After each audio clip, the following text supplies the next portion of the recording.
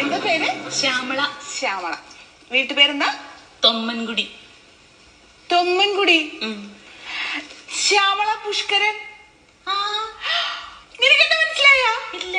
മണ്ടോദരി 3ാം ക്ലാസ്സിലെ ഒന്നിച്ച്. നീ എന്തിനാ വന്നിരിക്കണ?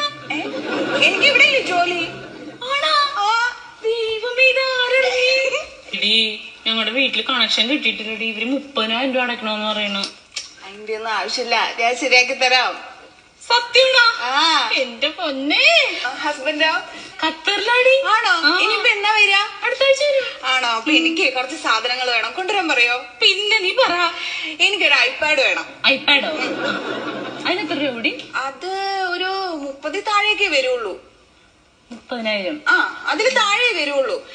പിന്നെ എന്റെ അനിയന് പഠിക്കാൻ വേണ്ടിട്ടേ ലാപ്ടോപ്പ് വേണോന്ന് പറയുന്നുണ്ടായിരുന്നു, അതും കൂടി ഒന്ന് കൊണ്ടുവരാൻ പറയോ? അതിനെത്രയാവും? അതൊരു 40 രൂപയ്ക്കൊക്കെ നല്ല സാധനം കിട്ടുന്ന പറഞ്ഞ കേട്ടെ. എനിക്ക് കുറച്ച് കുങ്കുമപ്പൂ കൊണ്ടുവരാൻ പറയോ? മറക്കാതെ പറയണേ. പിന്നെ കുറച്ച് ഈത്തപ്പഴം കൂടി ആയാൽ നല്ലതായിരുന്നു. നീ എന്താ ഇങ്ങനെ ഇരിക്കണേ? ഞാനിവിടെ 30,000 രൂപ അടയ്ക്കാം.